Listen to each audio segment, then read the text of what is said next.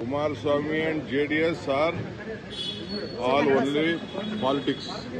ನಿನ್ನೆ ಕುಮಾರಸ್ವಾಮಿ ಅವರು ಮಾಡಿದ್ರು, ಈಗ ಜೆಡಿಎಸ್ ಅವರು ಮಾಡ್ಕೊಳ್ಳಿ ಬಿಡಿ. ಕುಮಾರಸ್ವಾಮಿ ಅವರು ಮಾಡ್ಕೊಳ್ಳಿ, ಮೇಲ್ಗಡೆ ಬಾಧಿ.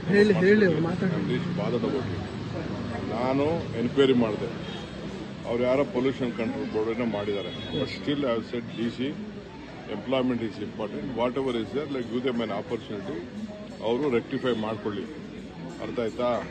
ನಮ್ಮಲ್ಲಿ ಎಂಟರ್ಟೈನ್ಮೆಂಟ್ ಆಗಬೇಕು, ಮತ್ತೊಂದಾಗಬೇಕು. ನಾನೇ ಹೋಗಿ ಅದನ್ನ ಇನಾಗ್ರೇಟ್ ಮಾಡಿದ್ದು. ಚರ್ಚೆ ಆಗ್ತಿರೋದು ಸರ್. ನೀವು ನೆಟ್ ಬೋಲ್ಟ್ ಟೈಟ್ ಮಾಡಿದ್ದೀರಿ.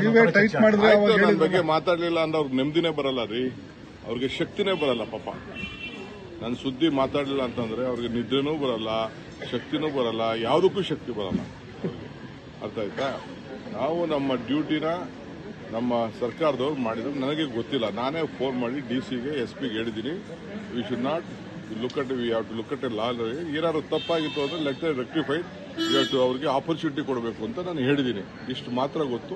ಮಿಕ್ಕಿದೇನೋ ನನ್ನ ಹತ್ರ ಬಂದು ಇವರು ಪೊಲ್ಯೂಷನ್ ಕಂಟ್ರೋಲ್ ಚೇರ್ಮನ್ರಿಗೂ ಹತ್ರ ಫೋನ್ ಮಾಡಿದೆ. ನನಗೆ ಗೊತ್ತಿರಲಿಲ್ಲ. ನಾನು ಟಿವಿಲಿ ನೋಡಿದೆ. ಬಿಗ್ ಬಾಸ್ ಆಗಲಿ ಯಾವುದೇ ಆಗಲಿ ಎಂಟರ್ಟೈನ್ಮೆಂಟು ಇರಬೇಕು. ಪ್ರೈವೇಟ್ ಅವರು ಇನ್ವೆಸ್ಟ್ಮೆಂಟ್ ಮಾಡಬೇಕು. ಏನೋ ತಪ್ಪುಗಳು ಮಾಡಿರ್ತಾರೆ, ಬಟ್ ಅದನ್ನು ಸೆಟರೇಟ್ ಮಾಡ್ಕೊಳ್ಳಿ ಅಂತ ಆಪರ್ಚುನಿಟಿ ಕೊಡಬೇಕು. This is my suggestion to them. Supreme court incident sir. Supreme court incident ಬಹಳ ತಪ್ಪದು. ಯಾರೇ ಆಗಲಿ ನ್ಯಾಯ ಕೊಡ್ತಾ ಇರೋಂಥ ಜಾಗ. ಇವರ ಇದನ್ನ ಅಧರ್ಮ ತೋರಿಸೋದು, ಅವರ ಈ ತರ ಮಾಡೋದು ಖಂಡಿಸಬೇಕು, ಆಕ್ಷನ್ ತಗೋಬೇಕು. ಸುಪ್ರೀಂ ಕೋರ್ಟ್ ಜಡ್ಜು ಏನು ಆಕ್ಷನ್ ತಗೋಬೇಕು